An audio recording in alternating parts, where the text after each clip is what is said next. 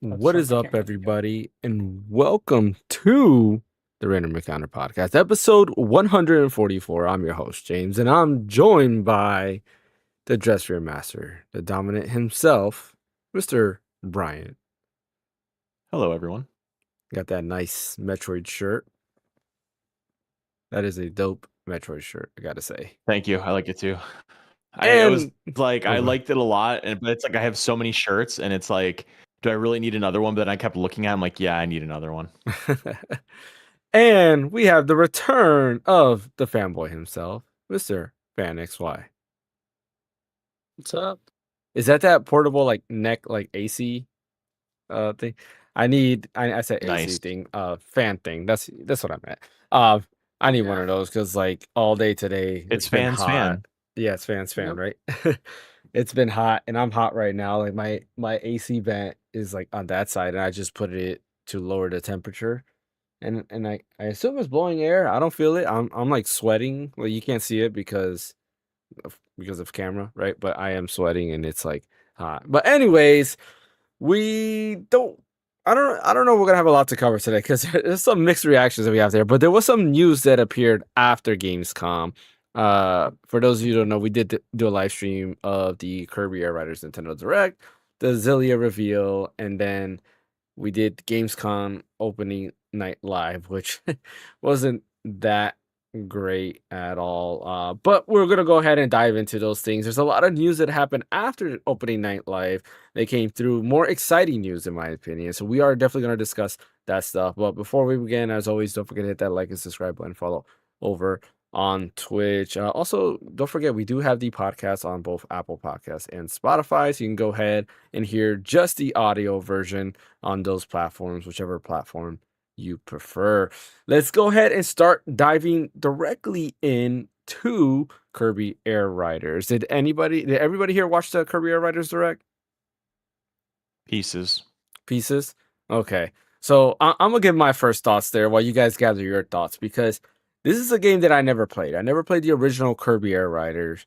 And I've heard about it, but I remember like seeing a little bit of it. I was like, wow, this is kind of dumb. A racing Kirby game, like how cool can that be? And I really just like blew it past and never bothered to revisit it. But Ash, who will be joining us a little bit later, has played the game and he loves the game and he's super excited. And I gotta say, after watching this direct, I am a believer. I think it's really a cool looking game. It looks like a fun game, something a little bit different of Mario Kart, or almost, I would say it's like a hybrid between F-Zero and Mario Kart, because you are going really fast, and then you have items like Mario Kart, but the tracks and everything are just a little bit different. And what they're doing with the game is pretty neat.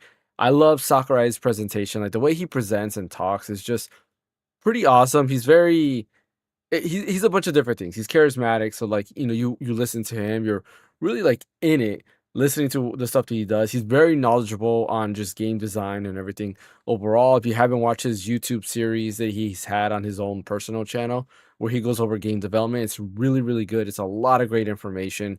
He talks about like just his thought process on Smash, but not only that, just game development in general, and just video games in general, which is pretty cool. But he's also like funny and fun to call out things that he knows what the public's thinking, showing that he is always seeing what other people are thinking. One of them that stuck out to me right in the beginning, he's like, you might be asking yourself, so why do we have Kirby Air Riders if it looks exactly like Mario Kart? He goes, well, and he starts explaining Kirby Air Riders. He goes, well, yeah, I guess in the end it is exactly like Mario Kart. And, which was funny because a lot of us are thinking that, but he kind of confirms it basically is like Mario Kart. But Nintendo had asked him while he was working on the DLC for Smash Bros. Ultimate to do the Kirby Air Riders game. He just said he was busy with the DLC, so he wouldn't have enough time to get to it. Of course, after he finished the DLC, he started working on Kirby Air Riders. Also, in his little, I forget what they call it. I don't think he called it Developer Direct. I forgot what his series was, but he did say that he had hints all around there, which I do remember hearing multiple times saying that he's already working on his new game. Everybody always assumed it was the next Smash Bros. Game, but it wasn't. It was Kirby Air Riders. But going based off of the presentation, the direct we had, which was 45 minutes long, there's a lot of cool things they showed off. They showed Surprisingly off. long. We'll say it again.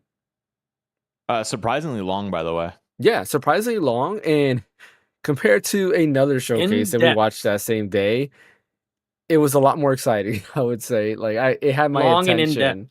Yes, very in depth on every single thing. Kind of like what he did with the Smash Directs, where he would just go into every little detail and also preview what he's talking about right after, which is always pretty cool. He showcased like the courses, the different what do you call them? Like vehicles, I guess. The different types of vehicles, the different characters. He had like a Smash intro for each character that was coming to the game, which was pretty cool.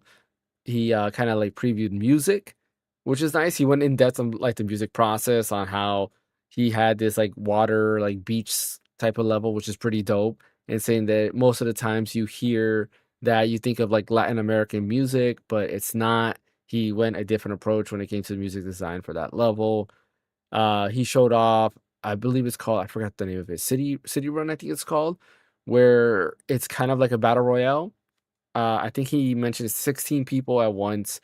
You're inside this giant like open world. You're collecting different power ups. You're racing around. There's different mini races that would appear in a time span. So like I think 5 minutes was like the minimum you can go. So like within this time span, different little mini races will go. You can go ahead and join those races, do a couple things there, and then at the end it will tally up all those power ups, and then you would do a final race or a final event, and then you kind of like go through that until the winner's decided, which is pretty cool. Very similar to Smash Run, where you're in a giant like map and it's a side scroller, but you're fighting enemies, getting power ups based off of those enemies. If you die, you lose those power ups, and then at the end they tally up all your different power ups, and then you do a final battle to see who's victorious there. But I really like it. It's coming out in October, or I'm sorry, in November, which I thought that was going to be I honestly thought that that was the date for Metroid, was going to be November, but now I don't know. Like maybe Metroid is a December game because I don't see it coming out next month. It could be Shadow Drop. I just don't think it's actually going to come out in September. I feel like that's just too soon. But Nintendo is known for shadow dropping stuff. They did that with Metroid Prime Remastered. They shadow dropped that day one. So it's possible. I just don't think a game like Metroid Prime 4, they would want to do that. They would definitely want a heads up because that is going to be one of their bigger games. Brian, what about you? What are your thoughts on this? So I never played. I'm gonna keep screwing this up. So it's Kirby's Air Ride is the GameCube one, and then Kirby Air Riders is the new one, right? I believe so. I thought it was Kirby Air Rider and then Riders, but it might be Air Ride and then Air Riders. Maybe I am confusing it too. Okay, I'm gonna look it up because it's very important for me to get this terminology down. So yes, let's see. You're right. Air Ride I was for right? GameCube, Air Riders for Switch. Okay. So let's look at one other thing. No, why is it doing that? That's weird. Okay.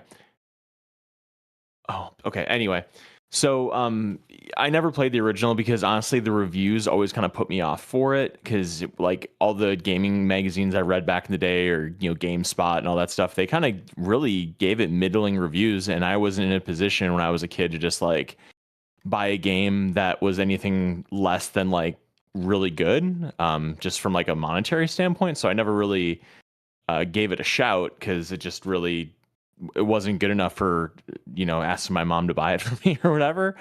Like I'd rather have spent my money on like or her money rather on like Eternal Darkness or Mario Kart Double Dash or whatever. So I never really played Kirby's Air Ride ever in any capacity, just because I always read it wasn't that great. So I mean, I will say though that this Kirby Direct or whatever, like it did make the game look interesting. They added a whole new button on it. That was a huge discourse. Oh my god, it's going from just the A button to now you get to do the A and I don't know if it was like the B button or I don't remember what button it was. He said that it works, that you do the game with now.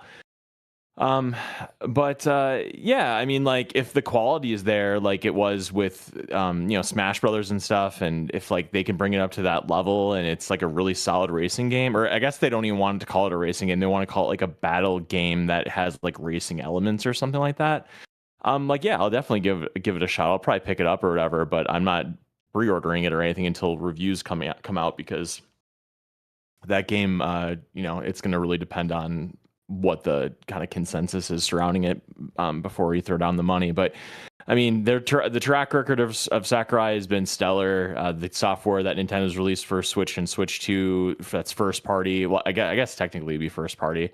Even though I guess it's not. It's what is it, Halen Bandai Namco or whatever. So it's like kind of first party or whatever. Yeah, it'll probably be at least really good. So I'll wait and see what the reviews say, and if they're good, then I'll pick it up. But I'm sure that Ash has some thoughts on Kirby Air Riders. I'm gonna keep screwing it up. That we'll hear from shortly here. Yeah. It is. That is one thing. I'm glad that you mentioned that. It is one thing that he did mention, that this is actually not really developed by Nintendo. It's Sora, right, which is Sakurai's company, with Bandai Namco, where the original one was HAL Laboratories and Sora. I think it's what, Sora Unlimited is his company. I can't remember exactly what it is. But yeah, this is with Bandai Namco, which is funny because Nintendo has been partnering with Bandai Namco quite a lot since the Switch years. If you look at the a lot of the games and just see the credits, Bandai Namco is in a lot of their first party games. They were in Smash Bros, of course, which co-developed Smash Bros, which a lot of people didn't realize. But yeah, they helped co-develop Smash Bros, which was pretty cool. There's just a couple of other games that I can't think of off the top of my head, but they were involved in a lot of games. They were actually the original developers for Metroid Prime 4 before they restarted and had what are they called? The Donkey Kong Retro Studios do the game. So that is kind of cool. Fan, what are your thoughts on this game? It looked fun.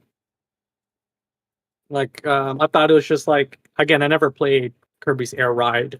I thought it was just another Nintendo racing game like Diddy Kong Racing, F-Zero, Mario Kart. So many racing games, freaking Snowboard Kids. Like, they had like so many racing games on Nintendo with all their IPs. So I never played it because it didn't really interest me. But Air Riders, I don't know how much of Air Ride is similar, or how much Air Riders is similar to Air Ride in terms of gameplay and modes and stuff like that. But what they showed was interesting. Looked fun. I like that. You just press one button and just kind of just tilt left and right. You don't really have to move forward or anything. And they also added the mechanic of like the charge boost and stuff like that. The city trial thing was kind of cool. So I assume that was part of the old one, because in the chat, like when I was watching the stream, a lot of people were going crazy about the city trial stuff. Yeah. And I thought that was kind of cool how you can kind of like take other chariots or vehicles and boost them up by getting items. Like, so, where in Mario Kart, you're limited by whatever vehicle you pick, right? And then you just have to keep playing the game to unlock more vehicles. Or in this one, yes, certain vehicles have certain abilities, but how well it drives will depend on what items you pick up. So, and also kind of cool. And also your character, like, he did go in depth on, like, Yeah, not unlike Mario Kart. abilities. Yeah, unlike Mario Kart, where each character is kind of like the same, and really The your only cart is special really abilities what are the changes. items you grab. Yeah, you get special abilities, but each character also affects the cart as well. So, if you have like King Dedede and then he showed off like Kirby, you have different stats because of the size and the weight and all of that of each character, which I thought was pretty neat. Bringing an extra layer to that fun mechanic. Something that a lot of people were kind of upset about Mario Kart World, myself included, it's that like there's like really like 3 or 4 cart types in Mario Kart World, and that's really it. Characters don't mean anything. It's really just the vehicles, and like I said, there's 4 types, and then you have multiple versions of those same vehicles that have the same stats, which is kind of lame there. Ash, you are the one that's, I think, most excited about Kirby Air Riders compared to all of us, since you've played Kirby's Air Ride. So I'm curious to hear your thoughts. What is it about this game that you're excited for specifically? Everything. I can't I can't specify one because everything they were talking about in the Air Riders Direct, they essentially just improved everything from the I original game. can't talk. Original game, yes. And I just can't wait for bro. I'm already sold. I'm like, I'm about to drop $70 day one. I don't care. And the thing is too, is like I had some like friends that were curious about the game too, and they were specifically asking me because I'm not a person that's typically a Kirby fan, right? But I'm like really excited about this particular game and stuff. So that's when they were like more curious about like my point of view on what this game is about. And I told them, hey, listen, ignore the Metacritics. Like I know it says 61 on Metacritic, but those people didn't understand the vision. Okay, this is why so many people were up and down about City Trial during the live stream because it's fun. It's a fun game. It's a fun mode. Like you can't argue with that. So I know some of you guys are probably going to be waiting in maybe like a week or so to see how reviews come in, but I can tell you this much: it's probably not going to be the same like last time because I think a lot of when the people gave the Metacritic reviews or something like that. I forgot how Metacritic works, obviously, but at the time they just didn't understand on how this racing game was like a different racing game compared to others and stuff. Yeah, And then real quick, Ash, Metacritic is basically it grabs the reviews from a bunch of sources and then it averages it out. So like more known sources like IGN and other places, like IGN, Nintendo Life, GameSpot, in other places. Yeah, because I was gonna say, I mean, like I don't even think Metacritic was really around when the original Kirby's Air Ride came out. Like I got my information from like gaming magazines and like gaming websites that were written by journalists who played it. I mean, it somehow got a 61. I don't know.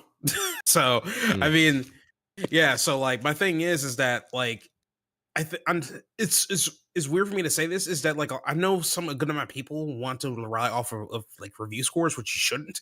Just play the game yourself and see what happens. You might wind up liking it. Like there's so many other games they're pretty and they're not or known to not be good. Like Shadow the Hedgehog, for example. I still love the game, but the game this is probably like the second worst game in Sonic history and stuff. And literally the absolute worst game is Sonic 06. The console version of it, not the PC version. So like, was there a PC version of that game? I don't think there was. No. There's a PC version, meaning that there's a a redone through emulation. Yeah. No, not through emulation. There's actually like a PC version of the game out there. I forgot the name of it, but I actually have it down on my PC. But essentially, so somebody grabbed all the assets of 06 and do their own unique code to pretty much make almost like a PC port of the game and stuff. Because what they did is that they grab segments of levels, but not the whole complete game and stuff. Yeah, I'll send it to you later on. Stuff is great. It's great, but yeah, it's what can I say, man? I'm 100% down for this. A couple of things I wish there's more surprises for this as like the day goes by, but I hope they like implement some cool Nintendo Switch 2 features like they did with Mario Kart World, where like when you're playing with Game Chat with your friends and you see their webcams and stuff. If they could do that in Kirby Air Riders for Sea Trial, that'd be great. The other thing too is that, which I highly doubt Nintendo's going to allow this, since they want to be like a family friendly company first, is that they should add proximity chat for public City Trial. That would be the funniest thing I'll ever experience in my life, because it would be pure mayhem. People would be calling each other names and stuff. I mean, that would be just hilarious. Like I don't know about y'all, but I'll be down for that, especially if it's proximity chat. It would make things a lot more fun. So, but yeah, other than that, that's pretty much it. You remember the last character I was telling you about that they showed at the end of the direct? Yeah. So I was talking with my sister. She's actually a super fan of Kirby and stuff, and she told me that that's actually a character from my previous game, apparently. And I'm like, oh, okay. I'm like, okay. She didn't specify, but I'll ask her again later on. But yeah. I'm like, oh, that's cool. That's interesting. All right, he's been around, but cool. I don't know why they have to show him off like that. Because in my perspective, I thought the way they showed him without a name tag, I thought he's a new character or something. Yeah, but same here. Yeah. So like, I'm gonna have a blast, and it sucks I have to wait till November. But I don't know. Yeah. Well, yeah, I'm happy. No, I'm excited for the game, and I think it's a day one buy for me. Like I can't see myself not getting it unless, I don't know, maybe another game comes out that month that I'm more excited about, but I doubt it. There's something else will replace that. So yeah, I'm super excited for Kirby Air Riders. That officially comes out. I should have put up the date on there. Let I me. think it's November 4th. I think. Is it I think it's. I know it's sometime in November. November Which I'm like, damn, 20th? So damn. yeah, November Make it the 20th. 4th. Make it the Yeah, 4th, please. right before Black Friday. So Insane. yeah. Man. But it's gonna be fun. I'm excited to play it, and yeah, I can't wait to get my hands on it. It looks unique enough that I think it's. I don't know. Honestly, I think this might be a bigger game than Mario Kart World.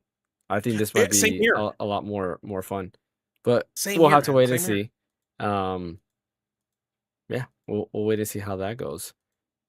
All right, moving on to the next topic. I was gonna jump right into Gamescom, but I'm actually gonna leave that towards the end because I want to talk about these Switch 2 edition games that were announced throughout the day. All of them were, I think, announced today, which was kind of funny.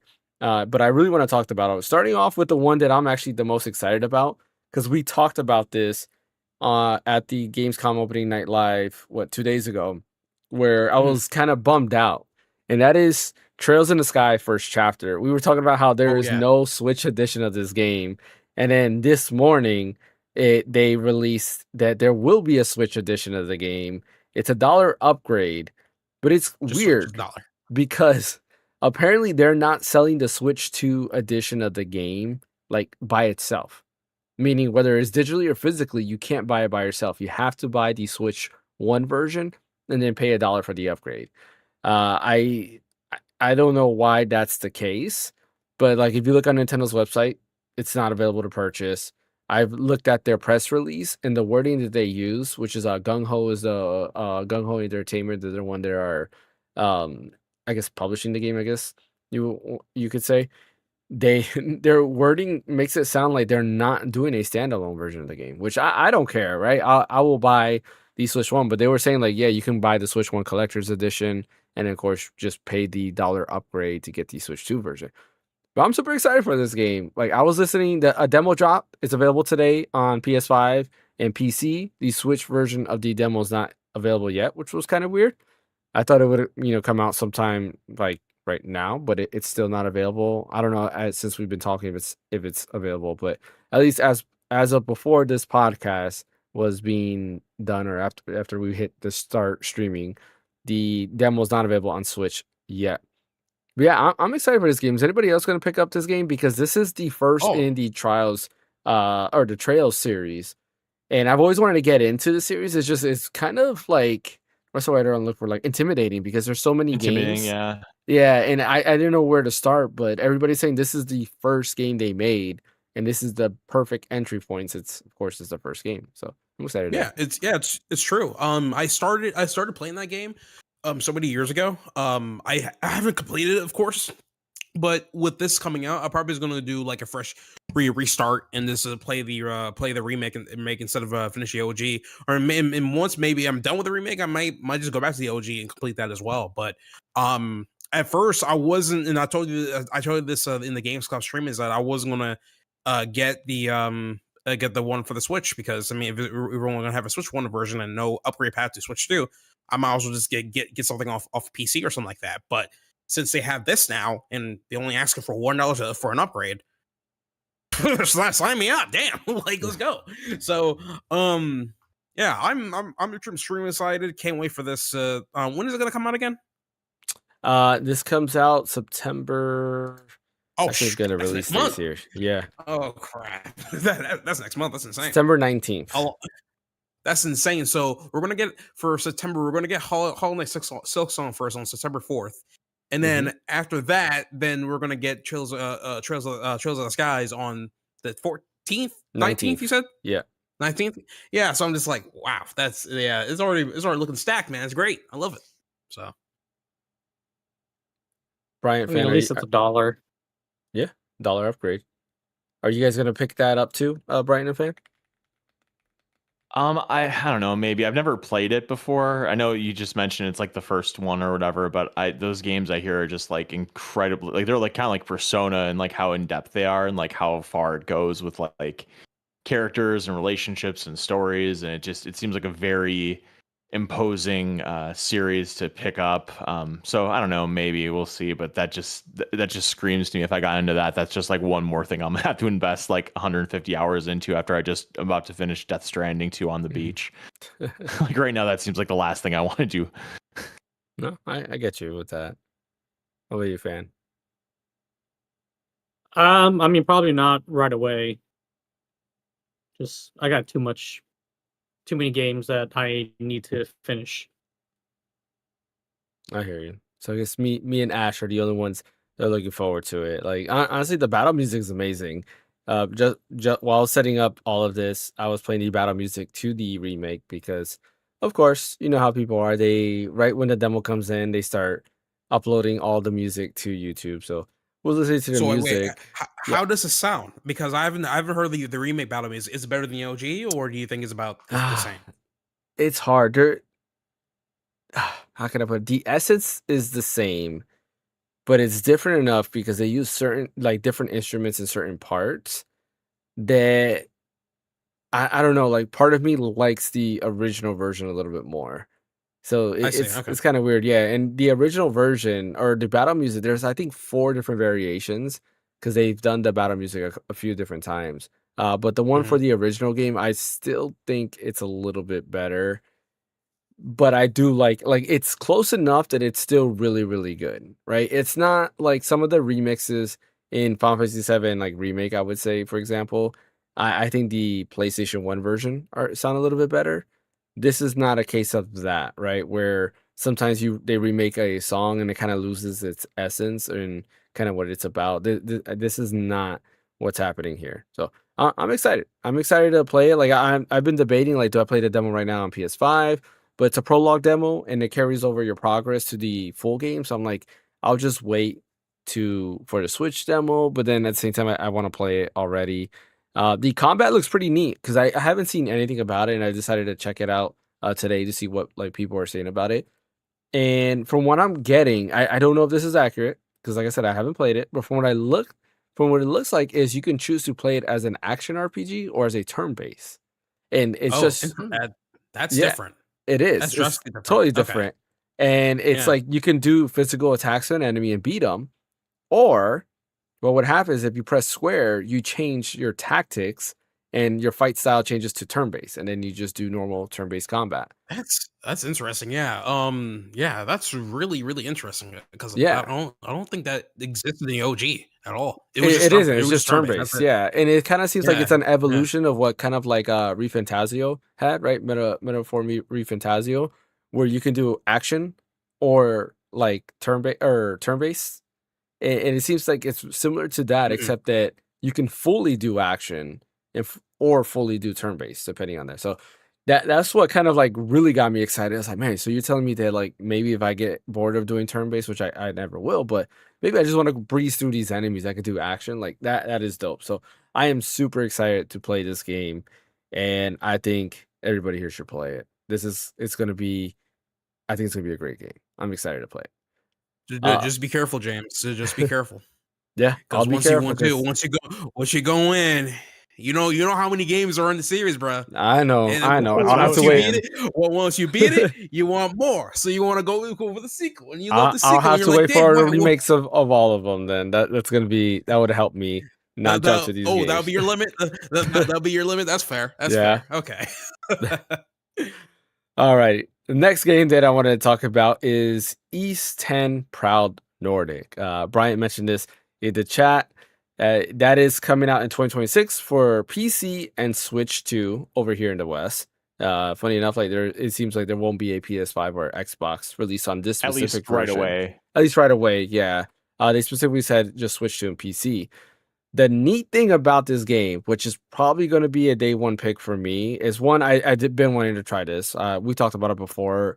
Brian has talked about it before. That it's a franchise that I've been wanting to get into. My brother has played it back in the days when we had the PSP, and of course we hacked it so that you can get games. my brother went and put that game on his PSP, and he loved it, and he said that I should really play it. I just never got around to it. And I decided, like, maybe I'll get to it eventually. I remember one came out for the Vita and never bought it because I was just like, whatever. But this game specifically, I really want to get it. And it's for one reason alone. That this seems to be the first game outside of Metroid Prime 4 that we know that is going to be 120 FPS on Switch 2. They officially announced that it's 120 FPS on the Switch 2, which is pretty Isn't dope. Silk Song going to be 120 FPS? I don't know. Is it? Because I know Mina the Hollower is, but those are more like 2D art style. So okay. I guess I should rephrase it. It's going to be the first big like 3D looking game that's 120 FPS, right? That's not a 2D like side scroller because Mina the Hollower is 120 FPS. Maybe Silk Song is 120 FPS. I'm not sure about that. But if it is, that's also like a side scroller as well. Where Metroid Prime 4 is fully 3D. That's going to be 120 FPS. And then now we have East 10 Proud Nordic, which will also be 120 FPS on Switch 2, which makes it a game that I definitely want to buy because I would love to test out this game on Switch 2. Yeah, what are you guys' thoughts about that? Especially with the 120 FPS. So is Proud Nordic the Switch version? Proud Nordic, like the Ultra version. Yeah, like the definitive edition where they added stuff. They upped the graphics because I believe Proud Nordic originally, I think that released on the PS4 as well. And then let me fact check myself on that because I know there's something I thought that released on PS4. Yes, East 10 Nordic was the original one. Platforms. Yeah, it released on PS4, then PS5, and OG Switch. And now you have Proud Nordic. It's just like a re-release with some. Yeah, it's an enhanced version. They upped the graphics and stuff like that for this. So because the original game was released in 2023 on the PS4, this version is just basically getting rid of the PS4 standard, and you're just getting all the PS5/Switch 2 goodness, and PC, of course, goodness there. But yeah, are you guys thinking of picking this up? I absolutely will. Because I've been holding off from buying Nordics because I knew this version existed. So I'm like, I'm not gonna buy it and then buy the freaking the Proud version or whatever because I knew this was gonna happen, and I feel so vindicated that I waited and I didn't buy it even when it was on sale. What were we gonna say, Ash? It's I have like a bit of a weird history with the East. That's what you pronounce it, right? East? Yeah, East. Yeah. Yep. Okay, so I remember playing one East game. I don't remember which one it was. Which that's the problem with me. Even if I want to hop into it, where do I even start? Are they anthologies or like? I think they're all their own thing. They're all their own thing. There was this one particular one. This game it looked a bit old. Still action, but there were like little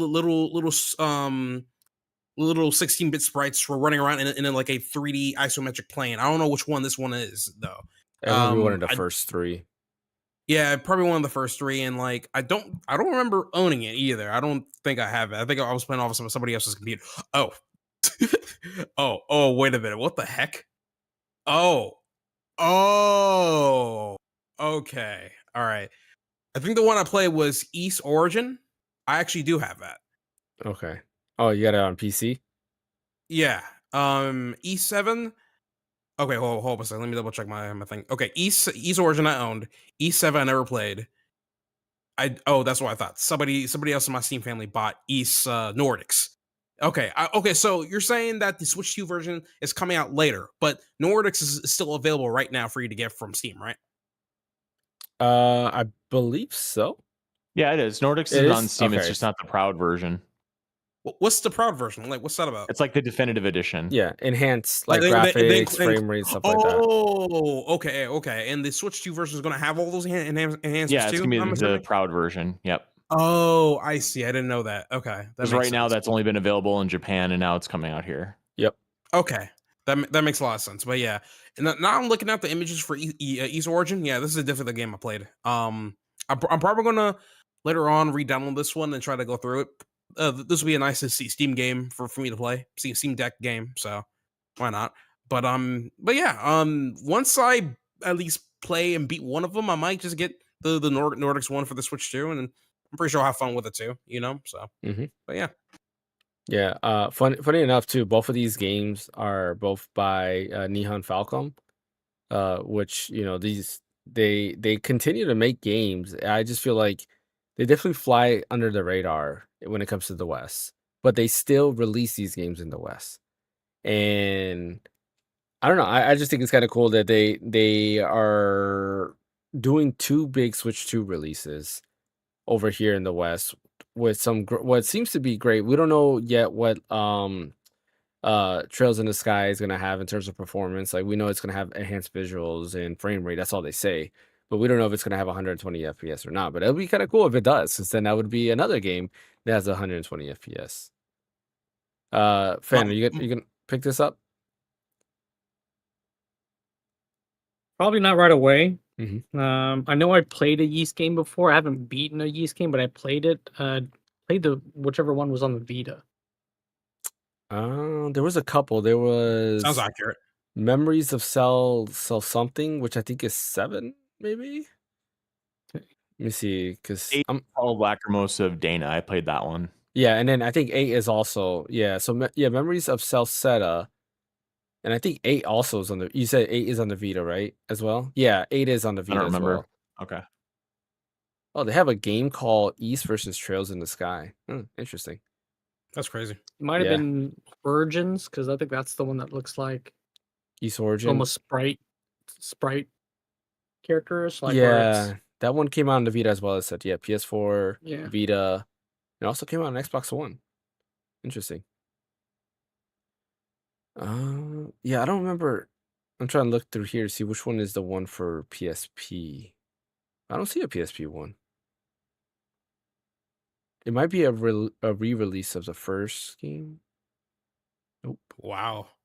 Technically, when I first started East Origin, I didn't realize I was playing the first game. I mean, Origin, of course, but apparently, according to the synopsis, it takes place 700 years before the events of 1 and 2. Apparently, that's cool. Well, yeah. So I was looking at it. Apparently, all the East games has the same main character. It's Adol Christian, and you play as him. So I don't know. Does he live forever? If you're saying that that's 700 years before, then, and you're playing as him, what does that mean? I guess we'll have to play the games to find out exactly what's going on. You can also get it on GOG. I might just buy off of GOG. I don't know. It all depends on I'm feeling. But yeah. Main story is only 11 hours. If you want to be a total completionist, 35. Oh yeah, I see right here where it says East Origin was released December 2006. It takes place 700 years before the events of the first game, following the separation of East from Asteria. The two initial playable characters are Unica Tova and Hugo Fact, the two character stories. Okay, so I guess that game is the only one that has two different characters. And it says Adol appears only as a hidden bonus character. That's actually funny. Yeah. Player would be able to play as with the disc.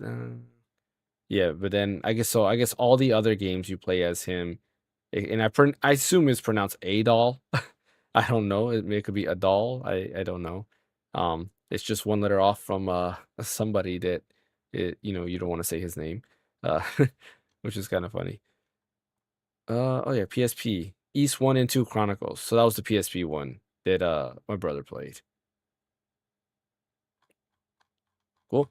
But yeah, that's a game that I'm excited for. I can't wait for that to come out. And yeah, it's going to be my first game into the series. Last one that I wanted to mention for a Switch 2 edition, and it seems to have leaked. I don't know if it's officially confirmed because I can't find it anywhere, but it does seem that Starfield is coming to Nintendo Switch 2 in 2026. While there's no official announcement, somebody who's been on a huge track record has said that Starfield is coming to Nintendo Switch 2. I'm not gonna get it. You guys know me.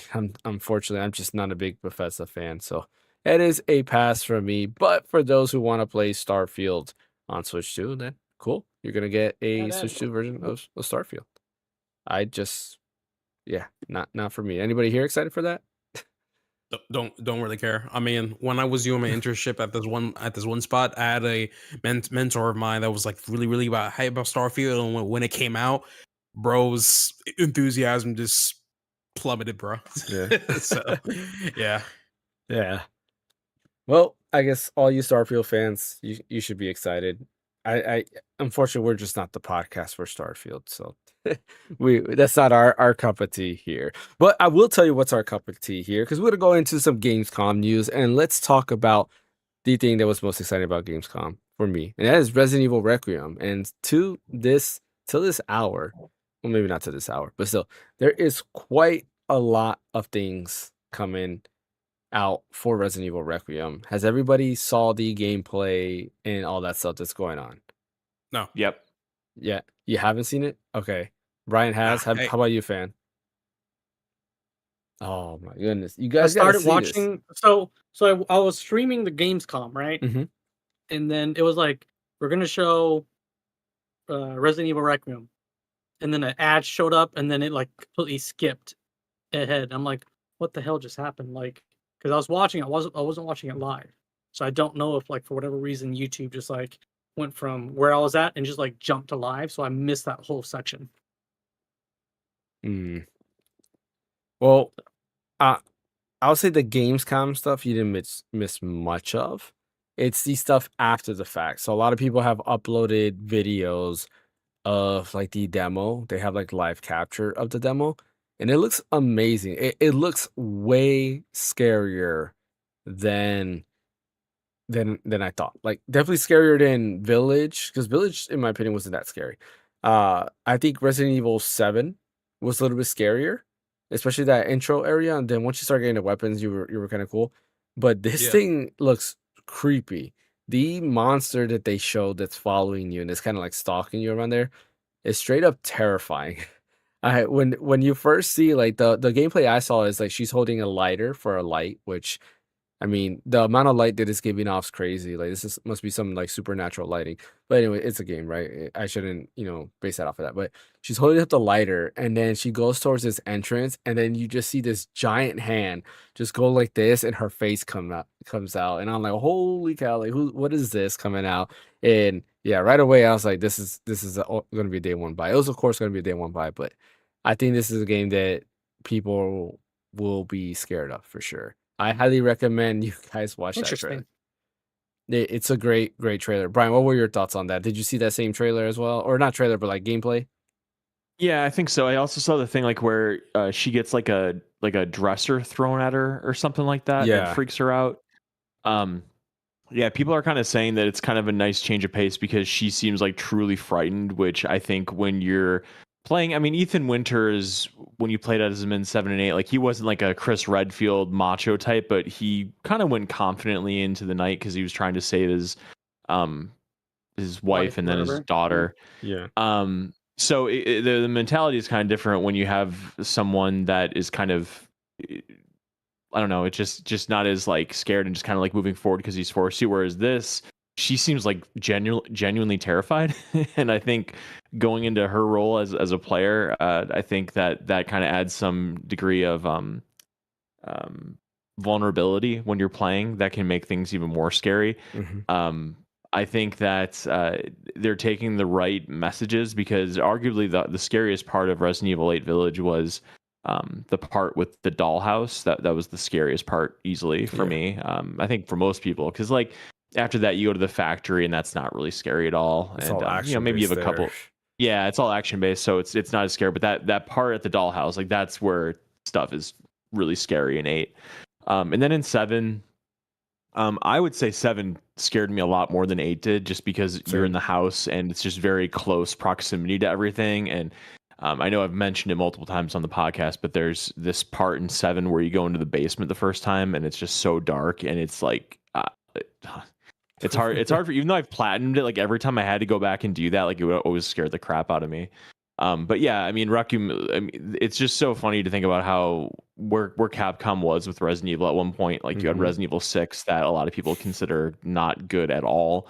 5, I thought it was like, okay, I don't like forced co-op in games and like the computer character wasn't particularly helpful if you weren't playing co-op with somebody. Then obviously you have 4, which is one of the best games of all time. And so it's kind of just been this really interesting thing where it's like, 4 was one of the best games of all time, 5 was okay, 6 was kind of trash, and 7 redeemed the series, and 7 was fantastic. And then you had the Revelations games too, which were very well received. I think especially I think the second one even more so. I don't know, but they were both the first well one was received. more than the second one. Oh, the first one was more okay. Yeah, my mistake. So and then 8 came out. 8 was really well received as well, just because the gameplay, and you also had you had very iconic enemies in those 2 games too, because you had the family in I don't remember what their last names were, and the Baker family in the Baker 7, family? the Baker family. Yeah, for sure. And then in 8 you had Lady Damaras. Yeah, I just call her Lady D. I don't know. Lady D. Lady Dimitrescu. Dimitrescu. Yeah, there we go. Yeah, I know it's not the right way to pronounce it, but yeah, that's her. Does the art style look a little different? What'd you say? Does the style look a little different for Requiem compared to the previous ones? Looks the same. I don't know. For some reason, the character design looks a little different to me for some reason.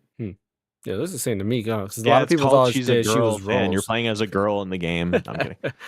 It's funny. It's funny when they start unveiling like trailers for 8 and stuff. They weren't expecting a lot of people for like seriously just fiending for Lady Dimitrescu. It was it was the funniest thing, and then like the guys at Capcom were just like, wait, what?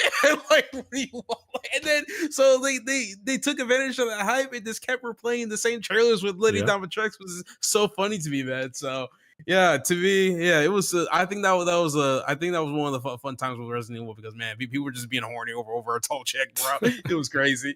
But as for me, for Requiem, I haven't seen any of the trailers, but despite that, I'm still gonna buy the game day one. I'm ready for this game. I bought Resident Evil 8 day one. I'm going to do the same thing for Requiem anyway. So, but yeah, I will watch the trailers later on and see what you're talking about and stuff. If they're more aiming for more of a scare factor, hell yeah, I'm ready for it. Sign me up. I mean, heck, I don't know when this other game is going to come out, but I think 1 or 2 months from now. 1 month from now, we're going to get Silent Hill F as well. Yep. I think so. Yeah, so I'm ready for all the scary games. Throw them at me. Do something new with Resident Evil or something like that. And like, if they're gonna throw in Leon Kennedy somewhere in there, so for what it sounds like to me, it looks like that he's probably going to be in the game, but as like a supporting character or something like that. I think. I don't know, but we'll see. Like Alice Wong to. Well, so according to one of the rumors was, and this was before Requiem was even released, because they had a lot of things right, saying it's a return to Raccoon City. They're in style that it's similar to Village, but they're also going back to the basics. And then one of them was, and this was also a interview they did before they even announced Requiem, was also saying that they're looking to close out the story of Raccoon City completely, to just kind of, because they feel like they never really closed it. So that saga is looking to close down. And of course, in that leak was saying that Leon Kennedy would be the main character, and this will be the end to his story. That same person who leaked is saying that this is a fake out, and that this is going to be, you do play as what's her name, Grace. You do play as her, but she is not the main character. And what we're seeing is just the intro to Requiem. So like everything they're showing is just the intro.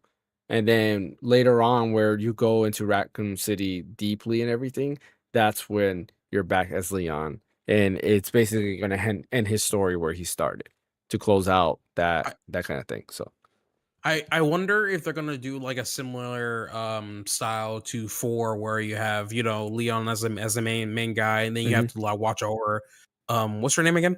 Claire? No, Grace. Grace.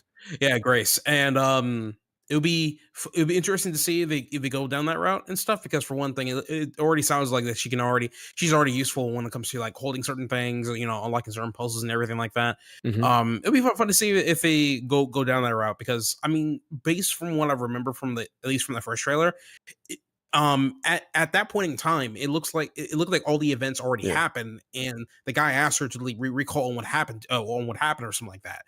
So we know that she's still alive and still kicking, but what about Leon? Yeah, right? Or where's he going? So. Yeah, I mean, he should be alive. David says the Stalker in RE9 looks scary, especially because it can squeeze through everything. Yeah, that is. When you see it, it looks like ridiculously scary. Not only by design, but like it's like tall and like I don't know what's, for lack of words, like lanky, I guess you could say. And it's just the way it moves. It's creepy looking. One of the theories that people have on that is that it's actually Grace's mom that's chasing you, which would be even creepier. But yeah, it's looks good. They have a stalker character since Resident Evil 7. You've had a stalker character. I guess technically 6, because when you played as Jake, you had that like nemesis guy that was always chasing you. But it's not the same as this, where Resident Evil Village, or I'm sorry, Resident Evil 7, you had the Baker dad that was in the hallway chasing you. You had in Resident Evil 2, we had Mr. X, of course.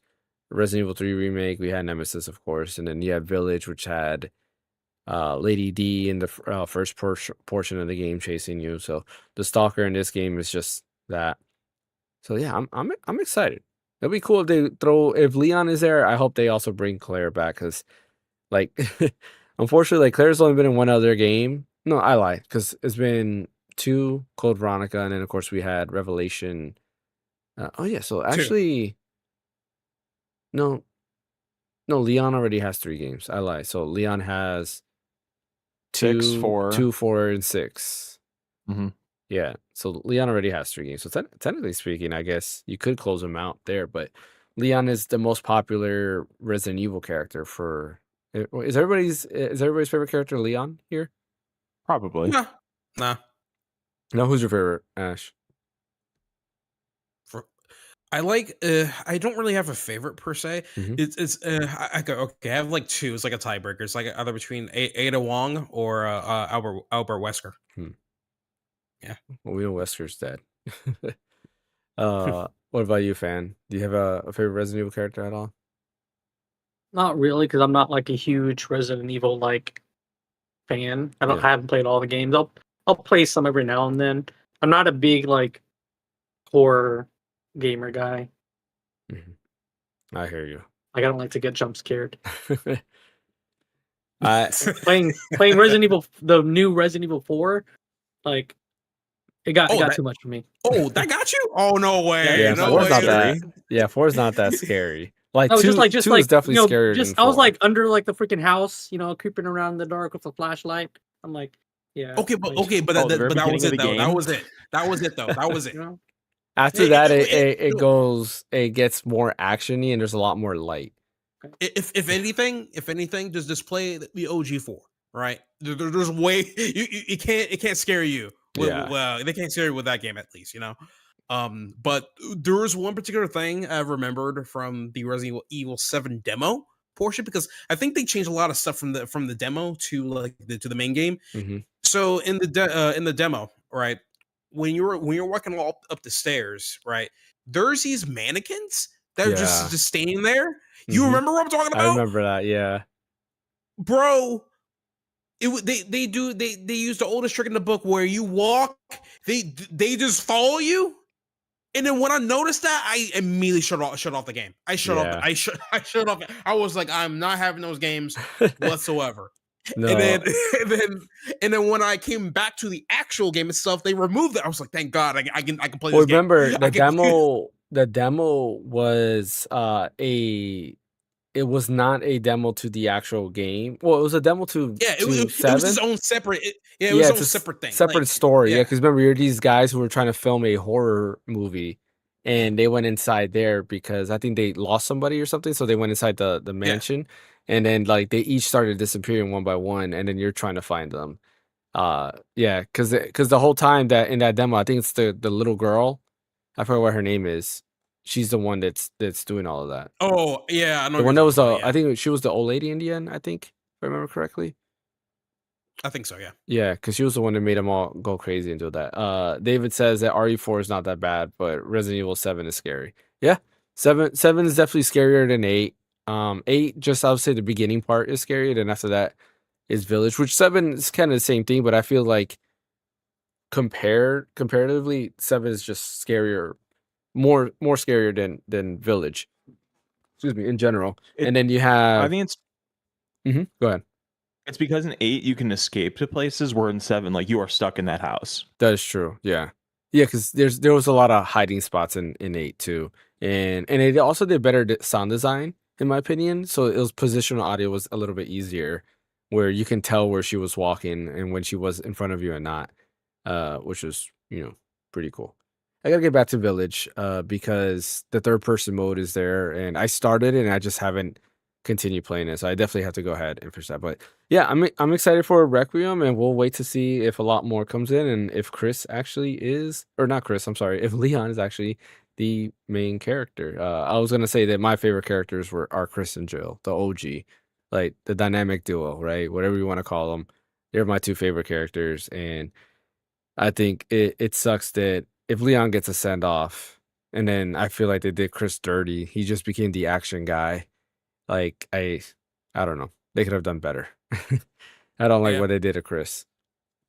Even his segment in Village is just straight up action. He's got like grenades and just doing all these things and fighting all the Lycans that in the beginning of the game you were like kind of creeped out by, but he's just fighting them like it's nothing. So yeah, I guess they want to show like a different perspective though. Like if you play as Chris, then you're never gonna die. You're never gonna get hit by these Lycans or zombies or something like that. I think they're trying to like display that, but at the same time, like I kind of. I mean, yeah, they're saying like this dude fought Wesker. Like, what can be scarier than Wesker?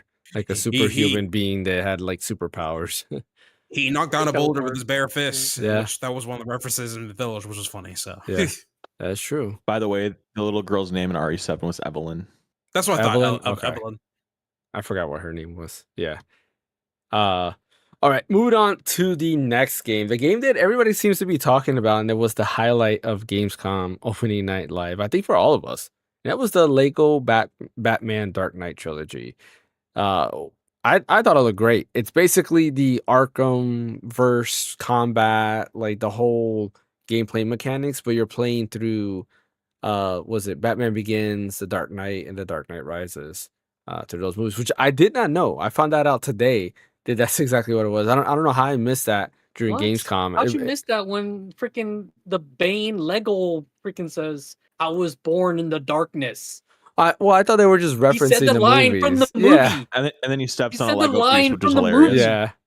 Well, because I'm here thinking that they were just borrowing stuff from the movie. I didn't think they were like the whole game was based on that, but yeah, that I mean, those Lego movies. That's what those Lego games is what they do. Like they literally take a franchise, Lego Batman, make it into a game. Lego Batman, the games like 1 and 2 were not based off of anything. They were just their own original. I know, story. but like Harry Potter, all of those were like that. The Harry Potter, Star Wars saga. Yeah. That's true. Like Indiana Jones. Do that. Never seen Indiana Jones as well. Yeah. Well, they also had they did the Marvel ones, but then they also had the Marvel superhero one, or was it Marvel superhero? There was I think 2 Marvel ones that weren't based off the movies. Because they did the Avengers, but then they did 2 games that weren't based off the movies that were pretty good. But yeah, anyways, go back to Lego Batman. Yeah, I think this was the highlight of Gamescom there, because everything else was kind of, no offense, but wasn't like, I don't know. I wasn't really feeling it. I was feeling like Shulk a lot of the time. I thought you would have said the Resident Evil Requiem was your highlight for Gamescom. But... Well, I mean, I was excited for it, right? And it definitely was the highlight, and especially the stuff after the fact that got me even more hyped. It's just the bit they showed was just a small, like, not even a trailer. It was just like a cutscene. And then it's like, oh, Resident Evil Requiem can be played at Gamescom. I'm like, okay, cool. Like, show me more. And they did show more just after. And I'm just talking about like opening night live, the little thing that they have there. But is everybody excited about Lego Batman? Is that a day one buy, or is it a wait for a sale type of game? For me, it's a wait for a sale, mainly because I'm not really a huge fan of Batman myself. What? Or not. You don't like I'm not Batman? like. I like Batman, but not as much as other people do. So. All right. The one superhero that can pretty much beat every superhero because he has a contingency for everything. Yeah. I do have to say though, I mean, I miss the old Batman animated series. I miss Kevin Conroy. Yeah. And everything. So, but like, I don't know. I used to like the Lego games back then. I think it started with Star Wars. I feel, and Yeah, I think I don't so. know. It's Because you had I don't know. Star It's just Wars and Lego Star Wars 2, and yeah, then I think Indiana Jones was after those. yeah. Um, honestly, the Lego games it'll take a lot out of me to buy one. There's nothing wrong with them. It's just I just fallen out of like Lego stuff. I think Mhm. that's what it was, you know. So That's understandable. um yeah, so I'm pretty sure that game is gonna succeed, no issues whatsoever. So it's just for me, And I'm they're all like kind of the same. yeah, I get it. Yeah. Well, this yeah. one I mean, seems is more open world, right? Because the gameplay mechanics are Arkham based. So it's like playing an Arkham Yeah. game just in in the Lego verse, I guess. yeah, I know there were like differences back then, but because like in Star Wars, of course, you're gonna have the elements of Star Wars, like Mhm. Jedi, stormtroopers, the Force, and everything. And then with Lego Indiana Jones, I think the most part you Yeah, had but the was this formula you just whipping is everything. like Essentially, which is funny. So, the but formula is kind of the same. Like you're playing through the movie, and then they sprinkle in Lego like humor yeah, Mhm. yeah, into the Lego game. humor, yeah. It would be cool if they had. If, actually, no, never mind about that part. But like, I think the other game that I saw people were raving about when it first came out, I think it was called Lego City Undercover. And when I Mhm. saw that, I was like, oh, they basically made almost Grand Theft Auto Lego because you're playing as a cop, so it's not really Grand Theft Auto in a sense, but um yeah, people were raving about that. I was like, "Oh, that's cool. It's good that they made a game like that." So, but overall, all I'm saying is that like it's it's not my cup of tea and everything. I'll probably play at a friend's house or probably at a cousin's house if they're like 10 years old, 10 years younger than me or something like that. And I'll probably play with them or something like that. But that's pretty much it. Mm. Right. You gonna pick it up? Did you say me? Yeah. Yeah, I am gonna pick it up. I'm gonna get it on Steam probably day one. I'm sure Green Men Gaming will have a nice little sale on it that we can use our code for, and Mhm. that'll probably be the only place I buy it for day one. The rest, like I'll probably get it on PlayStation once it's on sale. But yeah, I'm definitely get that game day one. It looks really awesome. Yeah. Yeah. Um. I don't know. Day one, I definitely will pick it up. Definitely, I have to wait and see. It really just depends on where I'm at in gaming space and what I'm want to get at that time. So, but definitely, like I said, look really really cool, and I'm excited for it. And fan, you said just in case I didn't skip you, but you did say you weren't gonna pick it up. Mm, No, I might later down the line. It's sale or something. I gotcha. Cool. Next game that I thought was pretty interesting from Gamescom, which I honestly didn't think I cared about it, but after seeing this campaign, I'm like, okay, you know what? I'm a little bit more interested in it, and that is Call of Duty Black Ops 7. Yes, we're talking about a Call of Duty game on the podcast. And really it's because the campaign mode looks very interesting. It doesn't look like Call of Duty at all. There's a lot of mind games in there. A little bit after I watched the like kind of like a developer direct for Call of Duty Black Ops 7 and how they try to make the campaign unique. So you'll do like realistic like boots on the ground missions, but then what happens is I guess the story is they did something to their minds and they're all infected. So then you'll start going into these weird like mindscapes, and that's why you get on these like floating islands, and there's all these weird stuff going on in them, and that's because of what's happening in their mind. Kind of like the Scarecrow levels in Batman, like Arkham Asylum and Arkham City, where it's like a bunch of weird stuff going on. So you'll have a little bit of both of those, which is pretty neat, and I think it's just kind of neat for a campaign game. So probably something that I'll play with my kids, or play myself down the line because I do like Call of Duty Black Ops in terms of just multiplayer. It's fun. Like I'll play it every now and then. It can be fun, but I feel like campaign wise, I always like Black Ops 1 and 2's campaign. I thought they were pretty neat, and this is a sequel to Black Ops 1 and 2 in terms of campaign. So I'm excited to continue the story and see kind of like where it ends. So really, really cool. They got returning characters. One of the characters is I can't Mason. remember his name. Well, you got Mason, of course, who's the main character, and Oh, then you are you talking the other have guy named Woods? Yeah, who's the blue guy from Guardians of the Galaxy? What's his real Oh, name? Blue guy. Yeah, Yondu? Yondu. Yeah, who does the whistle with the thing, Yeah. right? Yeah, With the mohawk? yeah, Or he's played by scarf? him in there, which is kind of cool. Oh, okay, that actor. Got it. Yeah, that actor is there, so that's kind of cool that they got that. So yeah, I'm excited for this. Are anybody else here excited for it? Did they take a look at the trailer, or is it just kind of like, eh? Oh yeah, I saw the trailer. It Mhm. it looks interesting. If anything, the story campaign kind of reminds me a little bit of Call of Duty Cold War, which was the last Call of Duty game I bought. I actually enjoyed it. I actually enjoyed it a lot mainly because of the campaign and stuff. Because of course there was just something new they were trying to do with it when it comes to you self-inserting yourself as the main character and stuff. And then by the end of the game they put a whole bunch of like mind sci-fi like stuff, which in my opinion I feel like they took some of that inspiration from Bioshock 1 and everything. But yeah, I want to look more into it and stuff and see what else they have to bring, because I think right now the FPS shooter for me of the year is probably going to be Battlefield 6. Yeah, Because like I play the open beta multiple times by now, and man, it's just if you got the right headphones, you realize they did a really good job with the sound design. The destruction is amazing, and like it's fully team based. There's no I in team, right? yeah, If you're a medic, you're supposed to be going around helping people up while you're killing some mother effers too. So it's yeah, I just love Battlefield 6 a lot more. Now the campaign, I'm not too sure they're going to do better than Call of Duty. I don't think so, honestly, because Call of Duty they're trying to aim for more unrealistic stuff. Which yeah, meanwhile with BF6 they're trying to aim for more boots to the ground realistic scenarios too. So I think this comes down to like what do you prefer by the end of the day? yeah. No, I agree with you. I think I definitely like Battlefield 6 more than Black Ops 7. Like I'm more interested in that in terms of the multiplayer side of things, but when it comes to like campaign and of course zombies, Call of Duty has my interest for those things, which are unique to Yeah. them.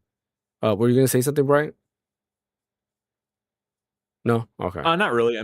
I'm interested in it as much as I could be for a Call of Duty game. Like I'm really apprehensive about any sort of changing that they're doing. Like, yeah, like the streets are upside down and stuff, and I mean that's cool or whatever. But like, I really think if there's one game that's in need of a true reboot, it's Call of Duty. I just feel like they've been kind of recycling the same thing over and over again for the last 20 years. I think it's time for them to do something new with it. And the new I'm talking about isn't like Donatello and Beavis and Butthead as skins. Yeah, I mean the Gundam skins were pretty cool. Like I like the Gundam skins in Call of Duty. Didn't they say the new Call of Duty is gonna be you can do a co-op campaign? Yeah, Yes, the campaign's yes. 4-player Can be co-op. co-op? Yep. That's Good right. group Yeah. stream. That I thought was cool. Yeah, I thought that was cool. that's what I like too. They haven't done. Have they done a co-op campaign with Call They of have. Duty? Yeah, they have. Well, Yeah. I don't think like 4 players like that, because like they tried some of it. Not in 4 like players. 2. Only split screen, 2 players. Yeah, It was I'm pretty sure which ones. It's one of the older Call of Duty games back then. I'm pretty sure there's some of them that had a co-op feature on it. I'm pretty sure Call of Duty 5 World of War had it. Yeah. There is also, and the thing is too, they don't really account you as a second person. It's more like, oh, here's the main character. Meanwhile, there's a ghost here. That's like the P2 or something like that. And this you're gonna play as those 4 characters. So like you're the squad. So each person would be one of those characters that are in that squad, which is kind of cool. Yeah. And like one thing that's got me excited for the campaign was because Fan remembers this when we were playing Modern Warfare back in the days, and we were trying to play. There's like a mode that we kept trying to play, and one of the guys who was playing with us kept crashing, and we could not do this mission. I believe it was you who was there, Fan, or it might have been David, one of you who was there, and he just kept crashing over and over again. We're like, you know what, we can't even do this mission. But it was a cool like co-op like PvE that they had going on, where you had to find these puzzles to move on, and then of course like shoot. And it was pretty hard because like you would get like the NPCs were pretty tough there. So yeah, I'm excited for it. Like if we'll see how it goes, and maybe if there's a good sale like in the holiday season, maybe pick it up or something. I think it'll be a pretty neat group stream game to do just for the campaign, since there's 4 of us, right?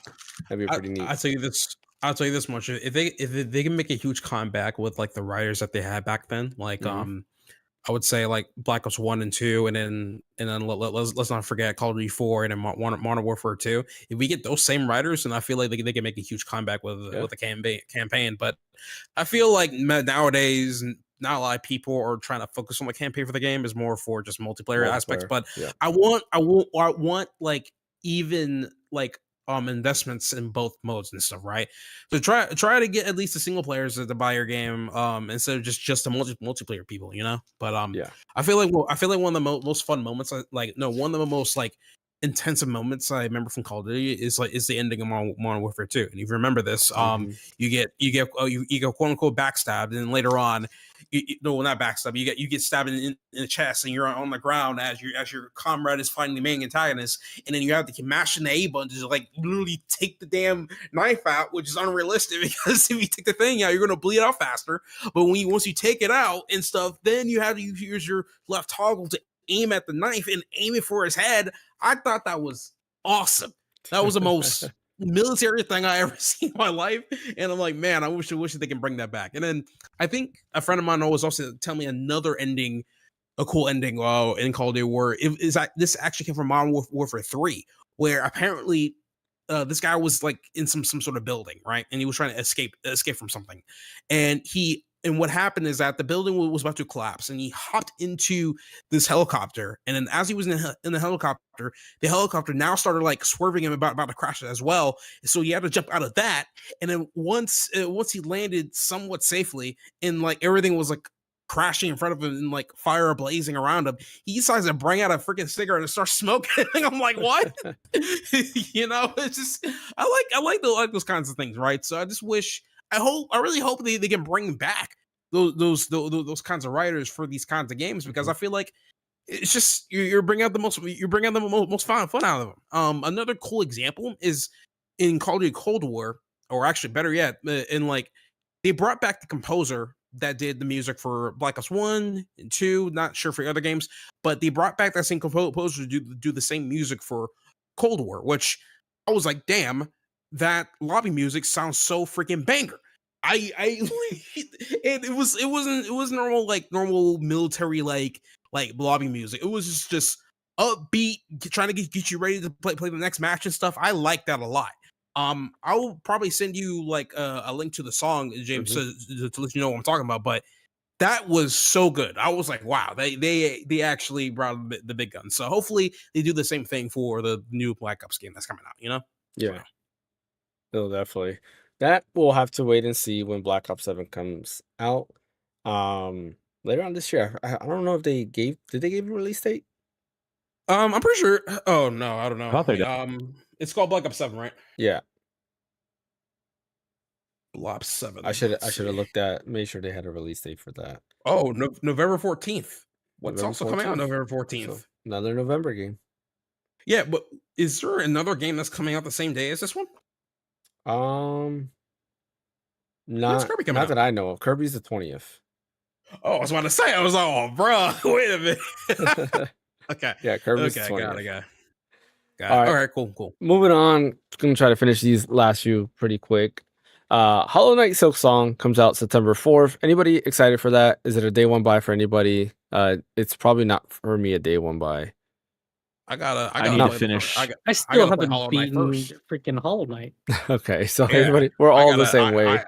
I gotta play that first, and I already have. That game has been like supposedly coming out for so long. I'm in no rush. Yeah. Same here, and like and I already got it on Steam. I can just put it on my Steam Deck and go from there. But yeah, I'm happy. I'm really, really happy for people that have been waiting for this game for like years. Yeah. So I'm happy for you. Oddly enough, yeah, same. Hollow Knight was the first game I played on my Steam Deck. Oh, nice. Yeah, so I might have to restart. I played it on the Xbox Series X, and of course, I no longer own. That's an a game you can't like drop for 2 years and then go back to it. Like you'll be totally lost. Yeah, I honestly, I'm not worried too much about it for right now. I mean, the game's going to come out as like $20 or something. Like I don't know. Yeah, I need to eventually get into Hollow Knight and finish up that game anyway. So, and it's I'm funny pretty sure that game's not that long either. I think. Let's see. No, I think it's pretty short. But it's funny you mentioned that, Brian. I picked up after Gamescom that night. I played some Expedition 33, and I forgot what button was what. So I'm getting hit by everything. I was like, wait a minute, what's the block button or the counter button? What is the dodge button? Then they introduced, like, the first match I got into was introducing you press the right trigger button. I forget what they call it. Oh, gradient, a gradient. Yeah, gauge. a gradient. I was like, Yeah, oh my counter, goodness. yeah. Now I don't know what is what. So like the whole time Those I'm become just very important. missing. I'm just missing everything, and I was like, you know what? I'll get back to this when I get the chance. And I just saved it and stopped. Speak of Expedition 33. So Brian, I kind of got the foreshadowing on what the two endings are, and I'll hint it this way. If I were to choose between A or B, unfortunately, due to what it is about, I'll go with the B. If you get my gist, if you get what I'm saying. Well, there's yeah, we'll talk later. Yeah. We'll keep it. I'll try to continue to play and catch up. Have you played Expedition 33 since, Fan? No? Okay. I need to. Yeah.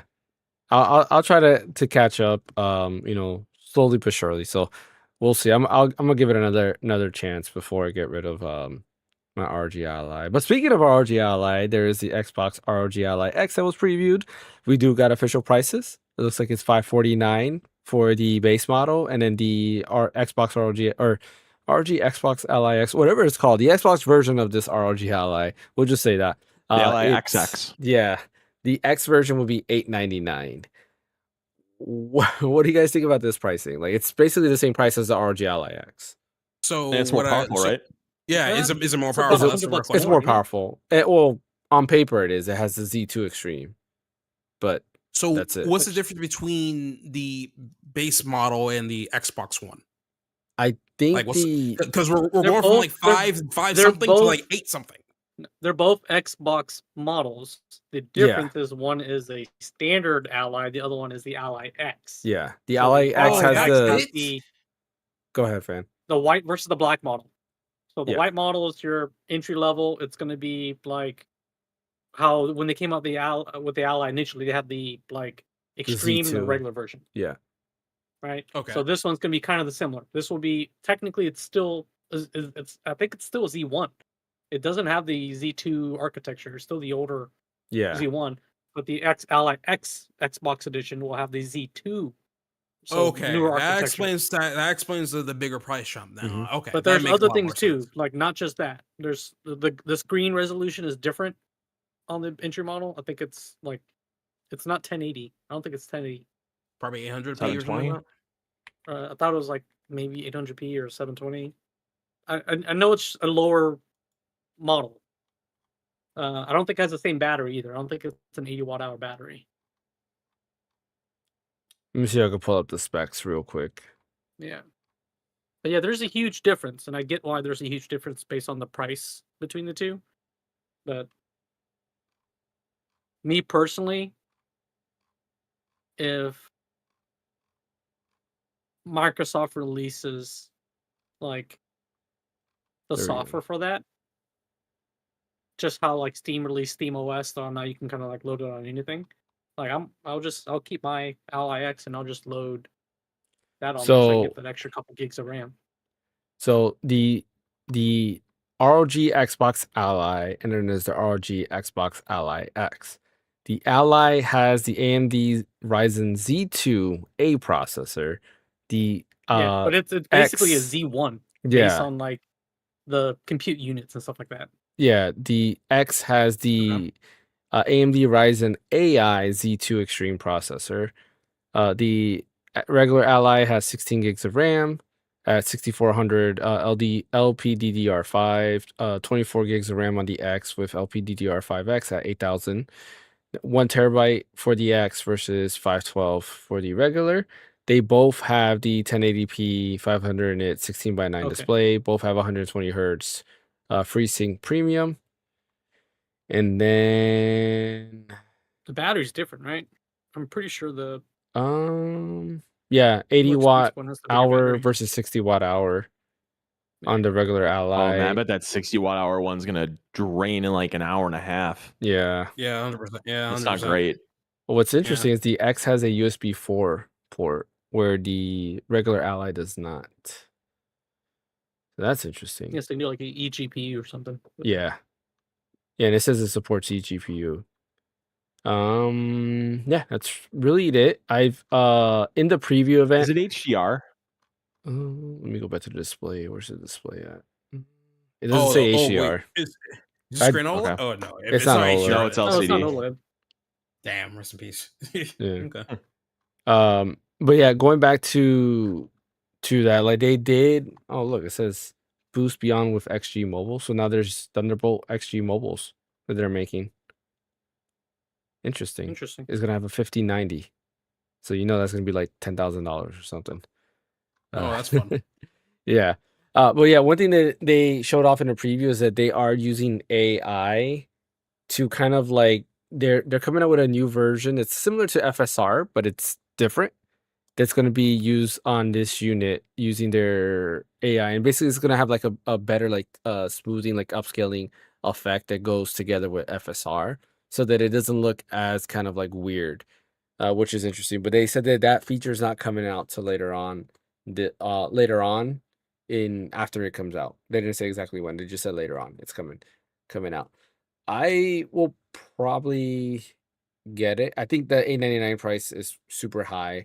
What I'm gonna try to do is see if with like the GamesCom protection, because technically I do have a defect. I feel like it's a defect because I can't install a game since Fan says he doesn't have that problem, and other people, according on Reddit and stuff, don't have the same problem as me.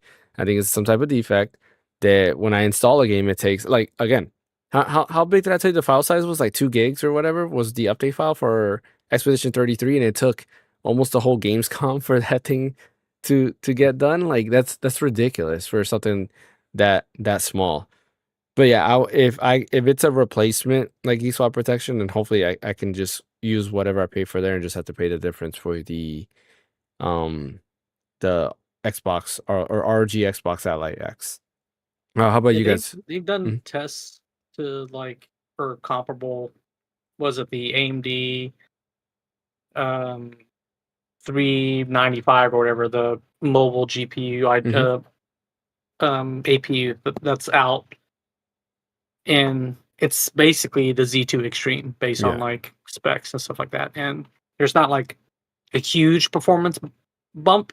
Yes, it's a little bit better, but not like leaps and bounds better. I think it's like 15%, 20%, depending on the game in terms of FPS, which might matter depending on the type of game. But me, I'll just hold on to what I have for now, and we'll see. Yeah, I think honestly, if I didn't have that issue, I probably wouldn't have changed it. But I have that issue, so I see this as an excuse to see what it has to give, right? And I'm curious about those new AI features because this is an AI version of Z2 Extreme, which I believe the Lenovo Legion Go is not using that same chip. According to what I understand, the Lenovo Legion Go only has a regular like Z2 Extreme versus the AI Z2 Extreme. So it has a bunch of AI cores that are dedicated to what they're going to use for the gaming side of things, and they said they have unique features that the ROG Xbox Ally X will do first, and then later on will be coming to the PC and other like their other stuff later on, which is pretty interesting. There, they showcased the UI. It's had a lot of people questioning that is this a separate kind of like container, kind of like SteamOS, where you load up in game mode and then you have this, or if it's just like an app that just kind of like closes it in and you can kind of force close it. Because it's super quick when it switches from desktop mode to the like Xbox UI, whatever you want to call it, or what they're using for the new interface. Like an overlay. Yeah, like it's more like just an overlay rather than a container, the way SteamOS works. So be interesting to find out how that goes. And that is coming out in October, I believe. I believe they did say the release date. I was just on the page. I should probably have fact checked that.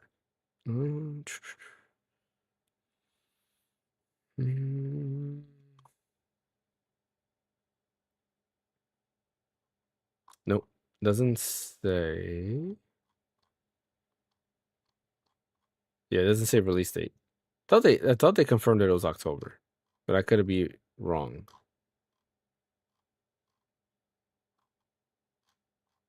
I don't see it.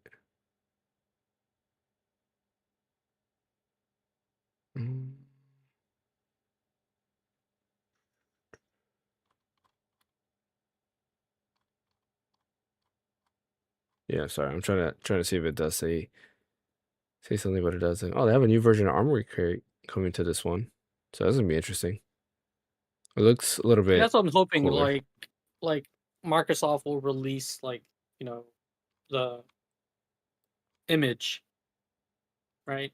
Yeah. For that version, and I could load it onto mine, and I'll essentially get their version. Yeah, I would assume all so. the benefits of it being stripped down. Yeah, I would assume so. It doesn't say on here. I thought they had a release date of October, but I could be wrong. I might have to double check that again, and maybe next podcast I'll correct myself there because I'm not finding anything that says a release date, but I could have sworn I saw something that said October. Oh yeah, right here, October 16th. Yeah, launches October 16th. So I was right. I don't know why it's hidden. Like you figure that's the first thing you would see when you Google search it, but it's not. All right. Real quick, I'm gonna breeze through the last announcements. Indiana Jones is coming to Nintendo Switch 2. We did mention earlier that Starfield looks like that is also coming to Nintendo Switch 2. Funny enough, no Black Ops 7 for Switch 2. That's one thing that Microsoft promised that going forward they would put Call of Duty on Nintendo consoles, and they did say no Black Ops 7 at Switch 2 at launch. Who knows? It might come out maybe later on next year. We're all talking about this during the GamesCom live. Is that it looks like that maybe Nintendo did not give out dev kits to everybody, so people got dev kits very late, and now they're scrambling to get their games on Switch 2. Or it could be just that they don't care about Switch 2, like Sparking Zero devs, where it has a horrible resolution and frame rate. There's a Halloween game that was announced from the same makers of the Friday the 13th game. It's just, Halloween, Michael Myers, right? Got to go ahead and do that stuff. So that's pretty interesting for anybody who likes those type of games. And then Black Myth, I do not know how to pronounce the last name, but there is a new Black Myth game, not Wukong. It is, I think it's Zong Kui, I believe is how you pronounce it. I could be wrong, but that is, I guess, another famous Chinese lore. I'm not familiar with this one. I only knew of Wukong because of Dragon Ball, right? That's really it. This one I don't know about.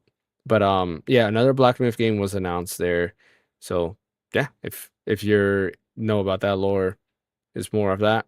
We'll have to wait and see. They just showed a cinematic trailer announcing it. No gameplay or anything on that. Last thing to mention is Tales of Xillia was officially announced. We talked about it last podcast that was leaked. Of course, it seems that that's officially announced. Very disappointing because when it comes to the Switch version, there's only a Switch version, no Switch 2 version, and it's kind of lame. It's 1080p docked 720p handheld at 30 FPS, where consoles it's up to 4K at 60 FPS, and of course PC is the only platform that you can get up to 120 FPS on, which is weird because I feel like Xillia, a PS3 game, should be able to go ahead and do 120 FPS on a PS5 or PS5 Pro or an Xbox Series X, no problem. But you're stuck at 60 if you play it on console, and then of course 30 if you play it on Switch. No Switch 2 version yet. It could be like every other game. It seems like at the last minute they announced a Switch 2 version. Let's hope so. But as of right now, there is no Switch 2 version. Going to end this with, what does everybody think about Gamescom? What did you grade it overall? I think, me personally, I'll start it off while you guys kind of think. I think it's still a D. Opening night live was boring, very boring, and the exciting news was after Gamescom. The stuff that they were releasing, people are trying out and talking about it. That's the more exciting news, right? We had people, they had hands-on previews of Final Fantasy VII Remake, and they talked about it's 30 FPS on Switch 2, but it looks very, very sharp. which I'm actually disappointed in because in the initial trailers they did show what looked to be 60 FPS in some areas and then 30 in some. So kind of disappointed it's 30 because I feel like it can go higher, especially when the Steam Deck can do 45 FPS on that game. So I would think you can do 60 if the Switch 2 is more powerful. Another game that they showed off, they talked about and they weren't allowed to record was Elden Ring, the Tarnished Edition, where apparently it runs really, really bad on the Switch 2. And it's at a lower resolution as well. And people are very disappointed. And you only could play in handheld. And yeah, they just said it's just not good at all. Or actually, no, I think they said you could play it docked, and docked looked a little bit smoother, but handheld was just horrible. I believe that game they were saying that's how that was. So that's very disappointing, and hopefully they fix that. Another game by Bandai Namco that seems to have issues. But yeah, which game? Elden Ring, Tarnished Edition. Oh, they had that over there? Yeah, they did, but you weren't able to record it. And everybody's complaining that it's horrible. It's not even a locked 30 FPS. It looked like it was around 20 FPS most of the time. Oh, that's bad. Yeah. Yeah. They need to they need more time with that. Yeah. So Okay. that's that. But yeah, I say D overall. The announcements after the fact were more exciting. Ash, what do you think? Same thing? Yeah, I say D. Mm-hmm. What were you, fan? I guess you never finished it, so I guess it's kind of hard to grade it. Yeah. I mean, if like what I saw so far, I probably rate it the same as what you rated. Yeah. I know Brian was very excited about this. Meh. Yeah, I was a D as well. I would say F if I wanted to be really critical and be like there was like nothing in that got me excited, but I'll stay with D because there were some cool announcements that came after the opening night thing, so I'll stick with that. Yeah. Cool. I think we're all set. I didn't like D. how Keely says E3 is still alive. Yeah. When he said that, I was like, this is not E3. Like, ooh, Jeff. Jesus Christ, Jeff. Yeah. Every day he just becomes more delusional, man. Holy crap, Jesus. Yeah, I don't get it. Like, I get it. You gotta hype this up. But I don't know. Like, if I was in his position and I saw this lineup and I'm a gamer, I would be like, yeah, man, I don't think I'm gonna do the show. Like, I think the show is done. Like, and granted, like he could have left most of this up to his co-host. Yeah. That girl, which he kind of did, but Yeah. like he could have like he's like, hey, I'm excited and I'm gonna like we're gonna here's this person who will be taking over the reins. Mm-hmm. Just like let her do it because like I would have been like, there's not a lot except for Black Ops 7 and Resident Evil that maybe people are excited for, and that's about it. Everything else is kind of like, yeah, and it's like repeat, right? We saw more Ghost of Yotei, more Resident Evil, more Call of Duty, more Onimusha. It's like stuff that we've seen already before, the stuff that we saw 2 months ago in Summer Game Fest, and we're seeing it again. It's just like, okay. And it's funny, they joked about it in the beginning where it's like, oh, you're going to see more Ghost of Yotei where you saw like a 25-minute or whatever it was PlayStation Direct on this. And you're on mute, Brian. Oh, I said you're breaking up pretty bad right now. Oh, I am? Oh. Yeah. Doesn't shows my quality is good. So I was saying that like everybody else is breaking up everybody else is seeing him break up, right? Yeah. Yeah. Okay. I am breaking up? Okay, that's interesting. Yeah, your voice is just like breaking up every once in a while. Every once in a while. You became a Hispanic T-Pan. Yeah. I was saying, hopefully I don't break up. Let me know. Stop me if I'm breaking up again. There, now it's better. Okay, so now it's better. I forgot. I lost my train of thought. Might have been just your bit rate or something. Who knows? Could have been. According to here, it shows my bit rate was fine. But I forgot my train of thought now. Oh yeah, the guy in the beginning where he said that, yeah, we're gonna show off more Ghost of Yotei, even though we did a 25-minute PlayStation Direct. I was kind of like, yeah, why are we gonna see that again? There's no point in having it. Like, Resident Evil Requiem, to me, I was excited because we were gonna see gameplay, right? And in my head, I was like, okay, cool, we're gonna see gameplay. We had a announcement trailer, but now we're gonna see actual gameplay. And that's the only reason I was excited for that. I didn't need to see Onimusha again because I'm excited already for Onimusha. I'm gonna get that. I don't need to see Ghost Yote because I think everything I wanted to know about the game was showed off at that PlayStation Direct or Showcase, whatever it was called. What else did they show? Silent Hill F. Like, I think I'm already sold on the game. I don't need to see more about the game. Because the trailer they showed, I was like, all right, like nothing new. What else? Black Ops, I guess. Right? They showed the campaign, which I was, I'll say, I said it. I'm excited for that. I think that's pretty cool. But that's about it. Everything else was kind of meh, and just not my cup of tea. But yeah, that's that.